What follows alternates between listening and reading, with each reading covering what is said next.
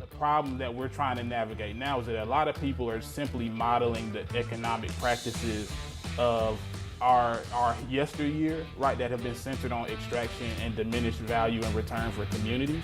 And so even if you are, for example, a person of color who is getting into housing redevelopment and you buy up a block of houses, right, and you try to flip all these properties to make a lot of money, like, yeah, that could be fruitful for you individually, but you could also be still displacing an entire row of homes or block of houses that could have then gone to somebody and maintained their affordable housing. Welcome to another edition of Be the Change Georgia, where we amplify the voices of the inspiring business leaders surrounding the B Corp and social impact movements across the South, East, to help you learn how to build your legacy at the intersection of people, planet, purpose, and profit. Today, Nathan had the pleasure of sitting down with Sterling Johnson, the director for the Partnership for Southern Equity's Just Opportunity Portfolio. Sterling oversees administration of PSE's economic justice programs, including regranting, small business support, and workforce development initiatives. He also provides subject matter expertise as a facilitator and consultant. Prior to joining PSE, he spent nearly 4 years with Atlanta-based law firm Griffin & Strong, PC, as Director of Public Policy, providing consulting and project management services to over 40 state and local governments, nonprofit organizations, and private businesses nationwide. In part one of this interview, you'll hear Sterling discuss things he wishes everyone understood about the work of the Partnership for Southern Equity, how his lived experiences fuel his personal purpose, and challenges he encountered getting into the field of public policy and community economic development. Okay, let's jump right into this episode with Sterling Johnson. Over to you, Nathan. Sterling, welcome to Be the Change Georgia. How are you? I'm doing good, Nathan. How you doing this morning? I am living the dream as always. It's good to have you on. I know we've been talking about doing this for a while, so I'm excited to get right into it. Yeah, for sure. I'm ready for you. And like I said, had a good weekend. I know you're a big Dogs fan. See the cap there. Go Dogs always. So ready to get to it. It's fun. I'm glad this is a Georgia regional show, or a Georgia show and not a Southeastern regional show. People probably stop listening to me by this point. Right.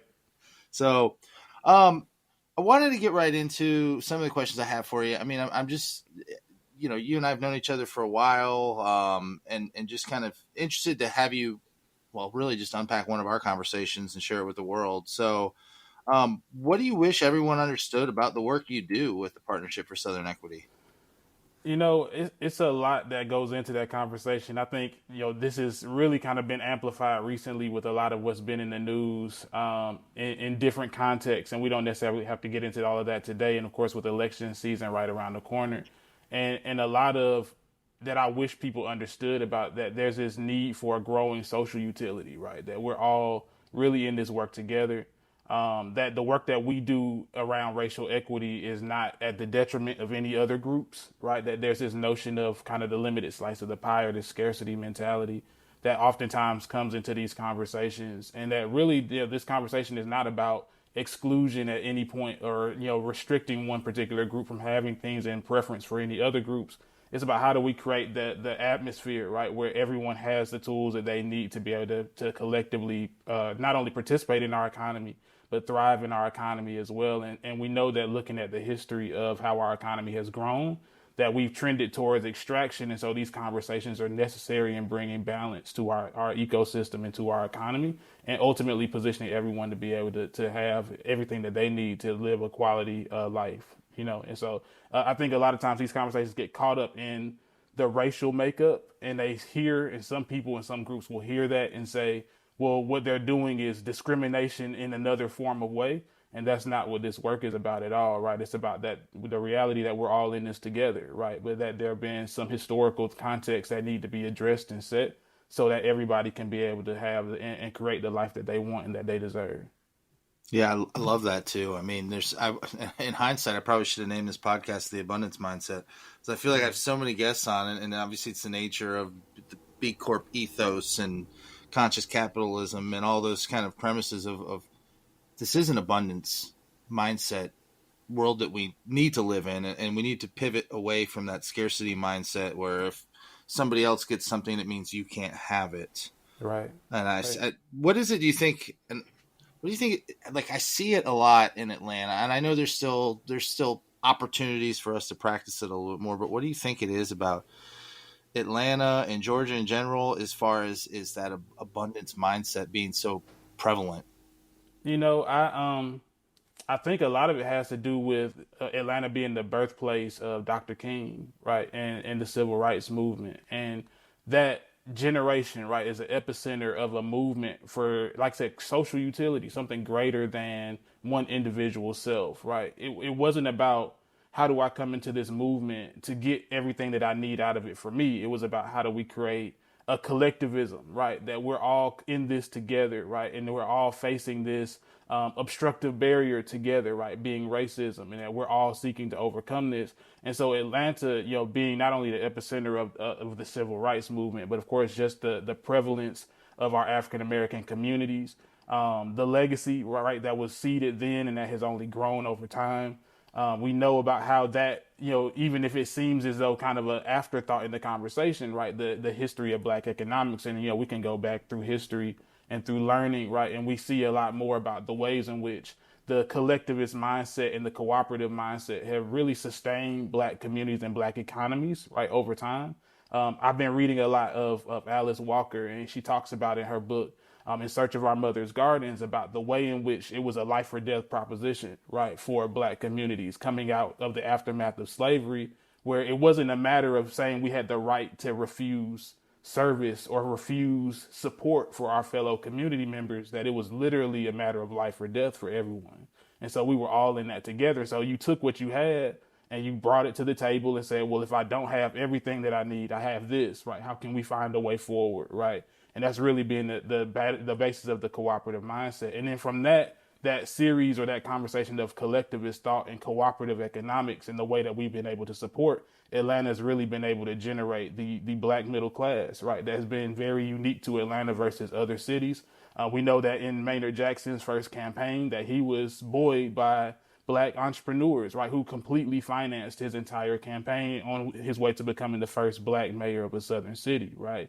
And only, I believe, the second Black mayor of a U.S. city overall at the time. And so, when thinking about that legacy and that history, right, it really sets the conditions for Atlanta to be a place where this is a conversation that's kind of ingrained in our blood, right? But even with that, there's still a need for us to continually be intentional about the way that we approach the conversations and the way that we show up in our economy as well.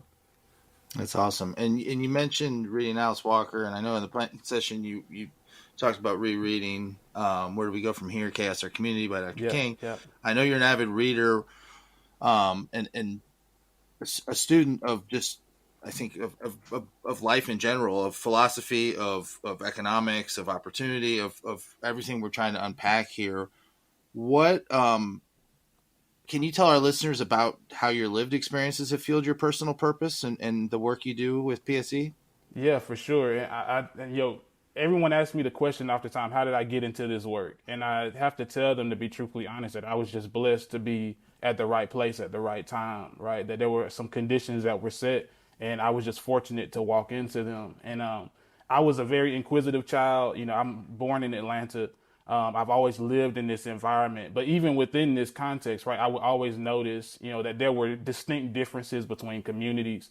I remember always asking my parents the question, why? Like, I was that kid who always wanted to know, why is this like this and why is it not like that? And I was always deeply concerned with the concept of fairness. And a lot of that probably had to do with me being a middle child, right? Being the only boy, you know what I'm saying? And so it's like you kind of have to deal with this kind of thought about what's fair and what's not fair oftentimes. But even within that, right, that, I would go to my friends' houses in certain parts of the city and their communities would look different, right, than mine. I would go to different schools or different environments, right, and they were having different conversations. And I grew up in an all-Black community. I went to Martin Luther King High School, right, and so, like I said, this kind of concept of legacy and history was something that was always deeply entrenched in me. My family are all AUC grads, the Atlanta University Center, so I was around this environment my entire life, but I still didn't understand how you can have prestigious institutions led by Black people, right, or communities that were majority Black, in some contexts that were looking completely different than majority communities or majority white communities, et cetera. And so always trying to figure this question out. And so that led me down this kind of path of exploration. I did go to undergrad in South Carolina at Furman University, where it's the first time in my life where I really encountered race and class-based relationships and saw how other people saw me in the context of this broader world, right? That you grew up in an all-black community. It was a little bit insulated, right, in a way that I didn't know what we didn't have because I was growing up around other people who lived like I did, right? And so in the context of even the way in which people get socialized, right, I remember getting to my, to college courses and with teachers and professors, and they would start talking about books that I had never heard of or read, right? And they would do it in a casual sense, as though this is something that you're supposed to know. Or I remember one teacher specifically said, hey, like, this is something everybody should have learned, right? And I didn't learn that, right? And so you start seeing the ways in which inequities start cropping up in your educational experience. And, I had to work twice as hard in school to catch up around all the stuff that I didn't know, or even in the social context, conversations about things that everybody else knew of and enjoyed that I had never engaged in or never, had the pleasure of being a part of, right? And so when you start navigating the social context with the way in which community design occurs and the inequities at the core, you start to create an outcome or lived experience that in a lot of ways can derail a young person of color, right? And it's a world and an economy. And so, ultimately for me, like I got through that process, I understood, got into the sociology field, again, asking this question of why is this different, right? How can I understand this a little bit more? Long story short, that took me down into social work. I did some social work for a while, which is really the basis of my practice in economic development and economic inclusion. I did education for a while. And then I really started to understand that a lot of these issues facing communities and the ways in which these inequities manifest are economic issues, right? Which is why I say, hey, I want to do economic development. I want to build sustainable and economically independent communities. And then long story short, at the night I graduated with my master's degree, I met a young lady by chance with a friend of mine. She was a friend of a friend. I don't even know her that well. Having conversations similar to this, just like about life and the world. And she said, I think you'd be really great for this work that we do. Send me over your resume and, I'll like see if this is something that might be a fit for you. Turns out I ended up going through the hiring process, got hired for that position, worked with this firm. It was a law and public policy firm where I was doing research and consulting across the country, right, for different institutions, governments, et cetera. And that was my role immediately preceding my time getting to the Partnership for Southern Equity. And so when I say literally I was at the right place at the right time, right, it was just a matter of being diligent and walking that path and, being honoring to the point where people ask the questions and following up with stuff and seeing where the role leads you. It's what I know you said you were kind of like lucky, blessed, whatever, to stumble into that. But I also am a firm believer that luck is when opportunity meets hard work and preparation. Right. So being there, and then you think about all those lived experiences you had of even professionally of social work and education and the insights those provided you, the whatever the necessities of learning those skills and learning and coming in with those different lenses. I think I always love hearing stories like that, where it's like, you were supposed to do this, you just didn't know you were supposed to do it. Right. And it's crazy to think about too. If I had been asked whether I wanted to do this job 10 years ago or when I was in school, right, this job didn't even exist then, right? Like there were conversations. And I appreciate, like I said, with the Partnership for Southern Equity and the work that Nathaniel Smith and his team has built and his vision. He was championing this conversation on racial equity before anybody else was talking about racial equity, right? And so he was really seeding the ground for an opportunity like this for me to step into back then, but I could not communicate that. And if I went and told a career advisor, like, hey, I want to be a researcher in policy consultant around racial economic disparities, they would have been like, what are you talking about? Right. And so definitely got to give honor to the fact that there was a lot of work that was going into this space to create this opportunity for me as well. Well, and you touched on something there too, where the opportunity to, I think for so long we've focused on like Band-Aid solutions of like, how do we, like underperforming schools, all these. But if you think like upstream about where all of these different variables inevitably lead, what you said struck a chord with me, just in the sense that with economic development and a focus on education and social work, like all these things feed into a more equitable future for everybody. You know, like B Corp, I always say capitalism works for everyone and for the long term, but the Mm-hmm. opportunity through really education and economic development to solve a lot of the hunger, homelessness, poverty, all these like long standing problems we've had in our country. What has been, I guess, what has been more challenging than you thought when you got into this work, and what has been more rewarding, I guess, from a progress perspective to have seen? Yeah. That's a complicated question, and I have several different thoughts. The first is, and I love our elected officials, but working with our elected officials has been a challenge. And I don't say that in the degree at which, of course, we know that our just political environment in general has become much more polarizing over time. But the sense in that we have to understand as constituents and as people, right? Whether that be as social experts, as subject matter experts, of our lived experiences, etc., that no one person holds a monopoly on knowledge, right? And so when we elect people in these positions, we do so with the expectation that they're going to represent us and our interests, and that they understand fundamentally all the different needs that go into these conversations. And unfortunately, the reality is that they're people, right, who have their expertise in very specific things, and that they don't always have that expertise that can translate into all of the other areas that we ask them to represent, right, as far as from the community side, as a leader, as an elected official. And I give the example of, economic development. We know is full of a lot of very complex technical tools that can really shape, reshape, or accelerate problems and exacerbate disparities in communities, right? And if you are, as an elected official, not aware of the potential harm that can be done by the use of a certain tool in a certain environment, right? For example, we're doing some research around tax incentives and property tax incentives to drive private economic development. That has some utility in some contexts, and then in some other ways, right, it's a driver of displacement through the history and understanding of kind of the technical nuance of how it gets done. And so if we put a tool like that in the hands of somebody who doesn't fully understand how to use it, it can do more harm than it can do intended good, right? And so I would say that's the first thing. It's just being able to work with our elected officials and help them to understand and have all the resources and knowledge at their disposal. We talk a lot about civic infrastructure. What are the ways in which, when we've got entrepreneurs who are experts in their fields, right, or subject matter experts and researchers in different ways, how is our civic engagement looking beyond just being a part of the voting process? Like, are we serving in different boards and capacities? Are we engaged in conversations in our community to help see that understanding and give that information to our electeds as they're making decisions, right? That's something that I definitely see as being a problem or a challenge. The other, and I mentioned this at the outset, right? This idea that there's an anti-movement or a countercultural movement to the individualistic nature of economic development, and that some people see those things as being contrary to one another, and when in reality they're really supplementing each other, right? That we have to have an idea of collectivism in order to have the fullest expression of what our economy could be.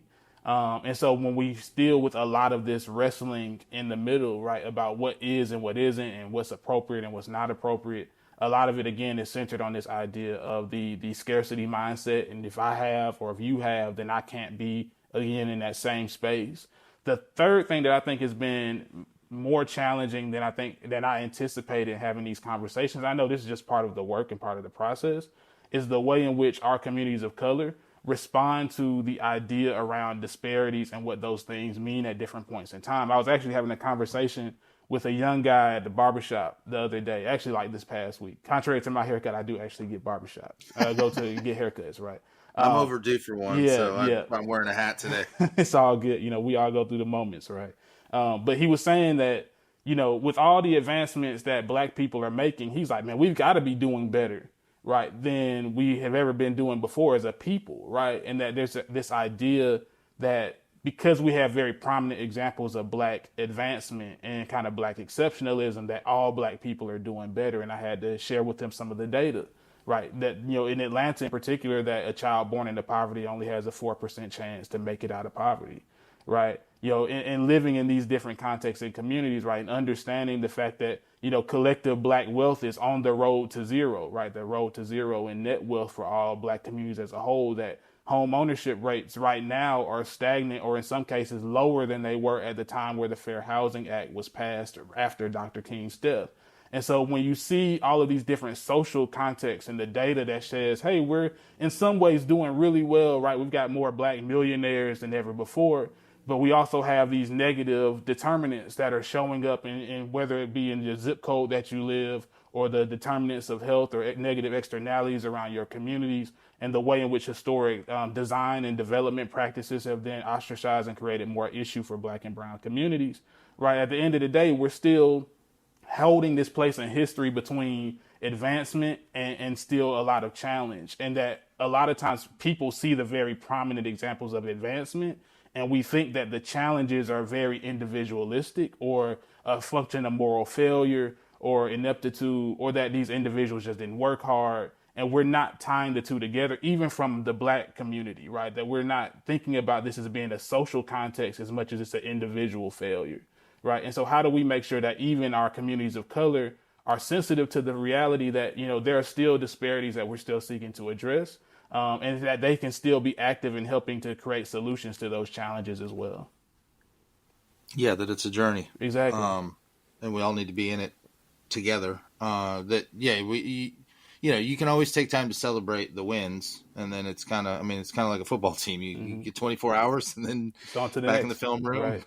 Back on the practice field, like keep working. Exactly. And I think the hard part about that conversation too is it's really against the backdrop of a broader American conversation around individualism, right? And how does that play itself into our economic practice, right? We know about just the culture of extractive capitalism. And, of course, in the B Corp context, I know you're familiar and you teach and talk about these things, that there's a role for social utility in the way business gets done. And so when we see individual advancement, right, the problem that we're trying to navigate now is that a lot of people are simply modeling the economic practices of our yesteryear, right, that have been centered on extraction and diminished value and return for communities. And so even if you are, for example, a person of color who is, getting into housing redevelopment and you buy up a block of houses, right, and you try to flip all these properties to make a lot of money, like, yeah, that could be, fruitful for you individually, but you could also be still displacing an entire row of homes or block of houses that could have then gone to somebody and maintained their affordable housing. It doesn't feel good for an individual and community to say, I just got gentrified out of my neighborhood, right, or a legacy resident to get pushed out of their city, if the person who did it was black versus white, right? You're still engaging in a harmful economic practice. And so how do we make sure that we understand that even in our pursuit of wealth and wealth equality, right, that we're not subsequently recreating harmful practices for communities of color, whether we be a person of color or not, still holding that seat. Well, that wraps up another edition of Be the Change Georgia. We're grateful, as always, for the opportunity to serve you with this content and grow this incredible community of purpose-driven B Corp leaders. If you haven't already, we would be grateful for you to rate this show wherever you get your podcast by simply tapping the number of stars you think it deserves and sharing it with a friend. This helps us get the word out and continue to use our collective influence as a force for good. This podcast wouldn't be possible without the help from our production team at Chat with Leaders Media. Learn how you can launch your own podcast to grow your business at chatwithleaders.com. Thanks again for listening, and now go be a leader worth following.